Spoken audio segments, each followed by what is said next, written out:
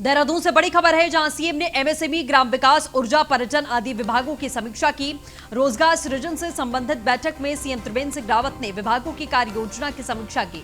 रोजगार के अवसरों का सृजन राज्य सरकार की सर्वोच्च प्राथमिकता है। सीएम ने कहा, स्वरोजगार के इच्छुक युवाओं को बैंकों से ऋण मिलने में परेशानी न हो, हर विभाग रोजगार सृजन के संबंध में कार्य योजना बनाए। रोजगार सृजन के लिए विभाग लक्ष्य निर्धारित करें। कैंपा के तहत सृजित किए जाएंगे लगभग 40,000 रोजगार। कोविड-19 के दृष्टिगत प्रदेश के प्रवेश द्वारों पर लगाए जाएंगे सूचना पट। एमएसएमई और मनरेगा के माध्यम से सृजित हो ज्यादा से ज्यादा रोजगार, सीएम ने साफ तौर पर कहा।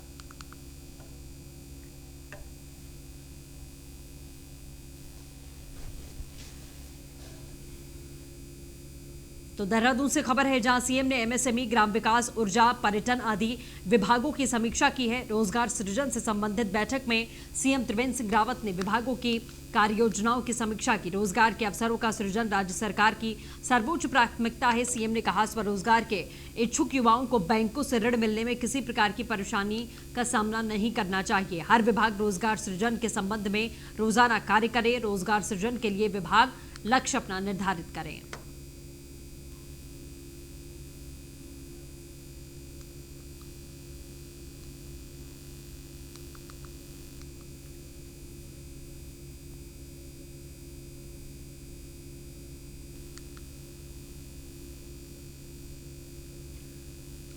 तो रोजगार सृजन से संबंधित बैठक में सीएम त्रिवेंद्र सिंह रावत ने विभागों की कार्य योजनाओं की समीक्षा की है।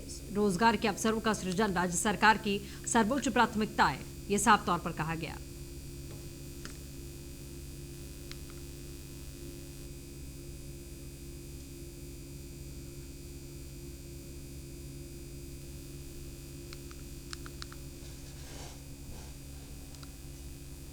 तो लगातार आपको ये बड़ी खबर हम बता रहे हैं। कोविड-19 के दृष्टिगत प्रदेश के प्रवेश द्वारों पर लगाए जाएंगे सूचना पट।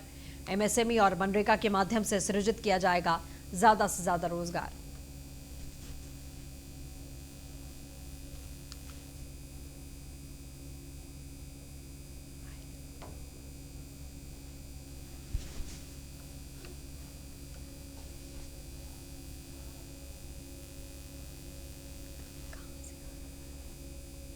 तो लगातार आपको ये खबर हम बता रहे हैं, हर विभाग रोजगार सृजन के संबंध में कार्य योजना बनाए, ये साफ तौर पर कहा गया। रोजगार सृजन के लिए विभाग अपना लक्ष्य भी निर्धारित करे। कैंपा के तहत में सृजित किए जाएंगे लगभग 40,000 रोजगार। फहीम तनहा रेजिडेंट एडिटर हमारे साथ में जुड़ चुके हैं। फहीम, क्या कुछ जानकारी है? सीएम ने समीक्षा की, खास तौर पर रोजगार के मुद्दे पर फोकस किया। देखिए, मुख्यमंत्री त्रिवेंद्र सिंह रावत लगातार रोजगार सृजन को लेकर के गंभीरता दिखा रहे हैं और जब से प्रवासी लौटे हैं इस कोविड काल में, उसके बाद से ज्यादा इस बात को लेकर के ध्यान दिया जा रहा है, क्योंकि तकरीबन 2.5 से 3 लाख ऐसे प्रवासी लौटे हैं जो अपने रोजगार छोड़ करके नौकरी या कारोबार से वापस उन्होंने रिवर्स पलायन तरीके से किया है। तो सरकार उनको यहाँ रोजगार मुहैया कराने को लेकर के नए नए जो रास्ते हैं उनको तलाशने की कोशिश कर रही है और इसी के तहत कैंपा के तहत 40,000 रोजगार नए मुहैया कराने को लेकर के सरकार ने कोशिश की है और इसको लेकर के मुख्यमंत्री त्रिवेंद्र सिंह रावत ने निर्देश दिए हैं। इसमें कई तरीके के रोजगार होंगे, इसमें स्वरोजगार भी होंगे, इसमें निचले स्तर पर यानी जो स्थानीय स्तर पर नौकरी भी होंगी, जो एंटरप्रेन्योर होंगे वो दूसरे लोगों को रोजगार पर रखेंगे और इस तरीके से अलग अलग तरीके से रोजगार मुहैया कराने को लेकर इसमें निर्देश दिए गए। चलिए, अपडेट के लिए बहुत शुक्रिया फहीम। सीएम त्रिवेंद्र सिंह रावत ने जनता के लिए अपनी सरकार पोर्टल बनाने का फैसला किया है। अब सभी ए डिस्ट्रिक्ट की सेवाएं अपनी सरकार पोर्टल के माध्यम से उपलब्ध कराई जाएंगी। ये पोर्टल आईटीडीए और एनआईसी के सहयोग से विकसित किया जाएगा। सचिवालय में सेवा का अधिकार और ए डिस्ट्रिक्ट पोर्टल की प्रगति की समीक्षा के दौरान मुख्यमंत्री ने अधिकारियों को निर्देश दिए कि सेवा के अधिकार के अंतर्गत सभी 243 नोटिफाइड सेवाओं को 3 महीने के अंदर ऑनलाइन किया जाए, जिससे जनता घर बैठे ही इन सेवाओं का लाभ उठा सके।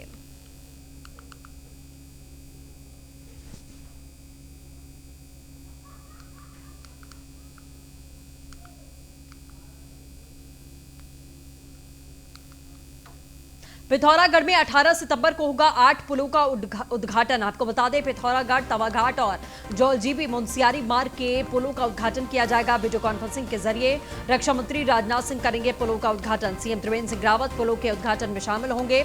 आपको बता दें, बीआरओ ने दोनों राष्ट्रीय राजमार्गों पर नए पुलों का निर्माण किया। चीन सीमा से जुड़ने वाले मार्ग पर पुल बना है। पुलों से भारी वाहनों के आवागमन में आसानी होगी।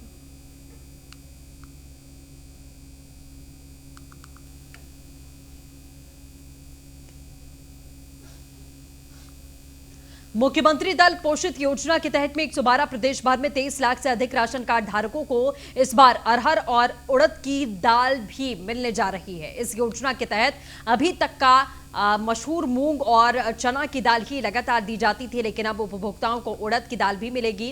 जिला मुख्यालय पर मिली मुख्यमंत्री दाल पोषित योजना के तहत दी जाने वाली दालों के वितरण के लिए सभी तैयारियां पूरी हो गई हैं। हमारे जो जनता जो राशन कार्ड बने हुए हैं वो 1,72,218 बने हुए हैं। इनके लिए माननीय प्रधानमंत्री जी जो दाल पोषण योजना है उसके तहत जो है सभी कार्ड धारकों के लिए 2 किलो दाल का आवंटन किया गया है, जिसमें साबुत उड़द 1 किलो साबुत उड़द और 1 किलो तुअर दाल है। इसमें इस बार थोड़ा सा रेट बढ़ाया गया है इसका, सब मतलब पहले की अपेक्षा। पहले चना मिलता था, मशरूम मिलती थी, उसका रेट कम था। अब इसकी जो उड़द साबुत उड़द जो बिकेगी वो 65 रुपये पर किलो के हिसाब से है और तुअर दाल जो है 82 रुपये पर किलो के हिसाब से है। इस हिसाब से हमें जनपद को आवंटन प्राप्त हो चुका है और गोदाम में हमारा माल दाल जो है वो आने लगी है। तो इसको हम 20 तारीख से जो इसका वितरण कराना सुनिश्चित कर लेंगे। हमारे खबर देहरादून से, जहां मुख्य सचिव ने कुंभ मेले में कार्यों को समयबद्ध तरीके से पूरा करने के निर्देश दिए हैं। जरूरी इंफ्रास्ट्रक्चर और आवश्यक सामग्रियों की पुख्ता व्यवस्थाएं सुनिश्चित कर ली जाएं, ये कहा गया है मुख्य सचिव के द्वारा। समयबद्धता के साथ साथ गुणवत्ता का ख्याल रखा जाए। कोविड-19 के दृष्टिगत सभी व्यवस्थाएं सुनिश्चित की जाए, साफ तौर पर कहा गया।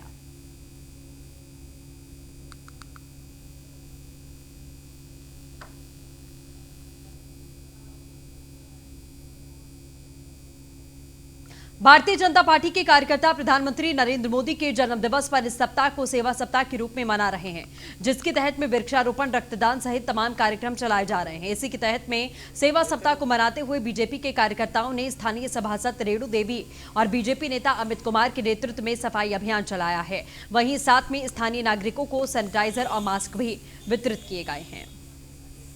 आज ये जो है भाजपा कार्यकर्ता जो है सेवा सप्ताह के रूप में मना रहे हैं। जैसे कि कल माननीय प्रधानमंत्री जी का जन्मदिन है, उसके उपलक्ष्य में जो है और कल और जोर जोर से तैयारियां करेंगे और सफाई अभियान चलाएंगे। और हम यही कामना करते हैं प्रधानमंत्री जी की दीर्घायु हो और स्वस्थ रहें और पूरे भारत को स्वच्छता अभियान के लिए जागरूक करें। आगे बढ़ेंगे। पूर्व कैबिनेट मंत्री सुरेंद्र सिंह नेगी ने कोटद्वार के स्थानीय विधायक हरक सिंह रावत पर कोटद्वार की जनता को अंधकार में रखने का आरोप लगाया। पूर्व कैबिनेट मंत्री ने सत्ता परिवर्तन के बाद 3.5 साल बीत जाने के बावजूद भी कोई नया विकास कार्य नहीं होने की बात कही। देखिए, मेडिकल कॉलेज 2016 में हम लोगों ने स्वीकृत किया था और 2017 में जनवरी में उसका शिलान्यास का कार्यक्रम था। 192 बीघा जमीन उसके लिए उपलब्ध कराई गई थी और उस पर काम भी प्रारंभ हो गया था। 4 करोड़ रुपए की धनराशि एक पहली किस्त के रूप में उसमें दी गई थी। बाद सरकार बदल गई है। सरकार बदलने के बाद उस भूमि को न जाने किन कारणों से जो है श्रम विभाग को ट्रांसफर कर दिया गया। श्रम विभाग कोई भी मेडिकल कॉलेज पूरे भारत में नहीं बनाता है। हमने तब भी कहा था, अब भी कह रहे हैं। और जब हमारे मुख्यमंत्री जी ने उसका शिलान्यास किया, वर्तमान मुख्यमंत्री जी ने दोबारा सर्वे उन्होंने उसका शिलान्यास किया। जनवरी 2017 में हरीश राव जी तत्कालीन मुख्यमंत्री जी ने उसका शिलान्यास किया था, मैंने अध्यक्षता की थी। लेकिन इसको जानबूझकर फंसाने के लिए, उलझाने के लिए इस जमीन को श्रम विभाग को हस्तांतरित कर दिया गया। और मैंने मुख्यमंत्री त्रिवेंद्र रावत जी से अनुरोध किया कि आपने क्या समझा, और उन्होंने कहा कि मैं इसमें संशोधन करूंगा, कोशिश करूंगा इसको पुनः स्वास्थ्य विभाग को ही परिवर्तित करें, और उन्होंने इसको किया है। तो उसके लिए हम उनका धन्यवाद करना चाहते हैं। देखिए, मेडिकल कवटेरी से जहां प्रधानमंत्री नरेंद्र मोदी के जन्म दिवस पर हुआ कार्यक्रम का आयोजन, बीजेपी कार्यकर्ता मना रहे सेवा सप्ताह। जिला अध्यक्ष विनोद रतूड़ी के नेतृत्व में चलाया गया सफाई अभियान। नगर पालिका की ई ब्लॉक और बौराड़ी में किया गया सफाई अभियान।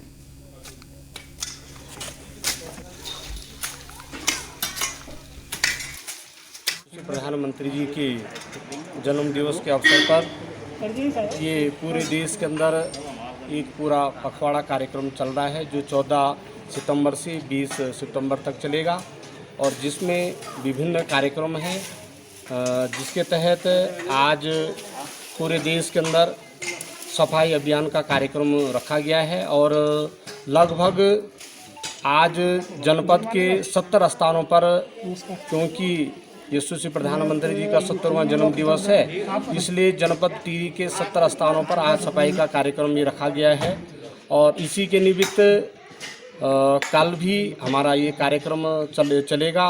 18 तारीख को युवा मोर्चा के और पार्टी के खबर विकासनगर से है, जहां प्रधानमंत्री नरेंद्र मोदी के जन्म दिवस पर स्वच्छता कार्यक्रम का आयोजन किया गया। बीजेपी ग्रामीण मंडल कार्यकर्ताओं ने मनाया सेवा सप्ताह। बीजेपी अध्यक्ष अनुज गुलेरिया के नेतृत्व में हुआ कार्यक्रम। बीजेपी महामंत्री कुलदीप कुमार मुख्य अतिथि के रूप में शामिल हुए। कार्यक्रम में बीजेपी के कई वरिष्ठ पदाधिकारी मौजूद रहे। कुलदीप कुमार ने स्वच्छता के प्रति सभी कार्यकर्ताओं और क्षेत्रवासियों को जागरूक किया। जागरूकता मिशन चलाकर लोगों को स्वच्छता के लिए प्रेरित किया गया। भारतीय जनता पार्टी 14 से 20 तारीख को सेवा सप्ताह के रूप में मना रही है, जिसमें 17 सितंबर को माननीय प्रधानमंत्री श्री नरेंद्र मोदी जी का जन्म दिवस है। इसी उपलक्ष्य में आज भारतीय जनता पार्टी ग्रामीण मंडल जी ने प्रदेश महामंत्री कुलदीप कुमार जी के नेतृत्व में आज कटापत्थर पार्क में सफाई अभियान चलाया, जिसमें जो प्लास्टिक से संबंधित जो जितना भी वेस्ट था उसका इकट्ठा किया और भारतीय जनता पार्टी ग्रामीण मंडल आप सबसे निवेदन करती है, सब जागरूक हो गए, जो प्लास्टिक वेस्टेज है इसको ज़्यादा इस्तेमाल ना करें और इसका वन टाइम यूज करें। खबर देहरादून से, जहां बढ़ती महंगाई के विरोध में कांग्रेस ने प्रदर्शन किया। सब्जियों और फलों की बढ़ती कीमतों के विरोध में प्रदर्शन किया गया। कांग्रेस ने सरकार का पुतला जलाकर विरोध प्रदर्शन किया। जल्द महंगाई कम न होने पर आंदोलन की चेतावनी जारी की गई है। महानगर कांग्रेस अध्यक्ष के नेतृत्व में किया गया प्रदर्शन। सरकार पर महंगाई कम करने का वादा पूरा न करने का आरोप लगाया गया।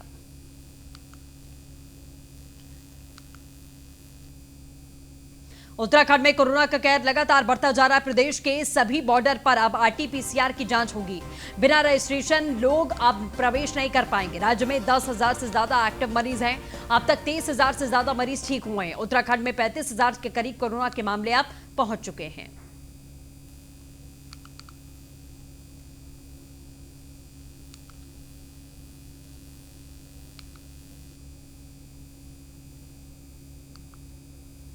खबर काशीपुर से, जहां रामलीला के आयोजन पर कोरोना का साया। कोरोना संक्रमण के कारण रामलीला मंच पर तैयार नहीं। रामलीला कमेटी की तरफ से गाइडलाइन का इंतजार। कलाकारों को तैयारी करने का मौका नहीं मिल रहा। अनुमति न मिलने पर किया जाएगा 2 घंटे रामायण पाठ।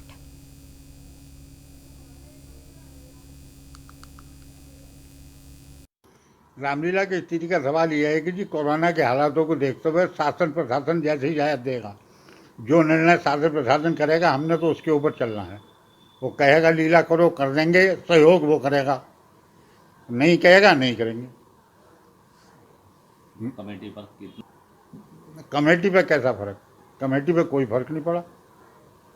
नुकसान कितना? नहीं कम, इसमें नुकसान ही कहाँ का है? मार्केट से तो कोई चंदा हम करते नहीं। 10-12 साल से जो है वो जो दुकानें हैं उनकी जो आमदनी होती है वही उसमें लगाते हैं, जो रामलीला अपनी कमाई करती है। हरिद्वार में कोरोना के साथ साथ डेंगू का संकट बढ़ता जा रहा है। पिछले 24 घंटे में सामने आए डेंगू के 9 नए मरीज।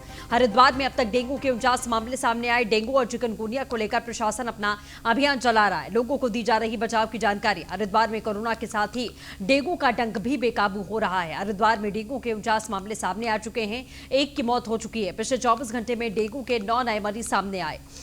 डेंगू और चिकनगुनिया को लेकर प्रशासन व्यापक अभियान चला रहा है। डेंगू का लार्वा नष्ट कराने के साथ ही आमजन को डेंगू के कारण, लक्षण और बचाव की जानकारी भी लगातार मुहैया करवाई जा रही है।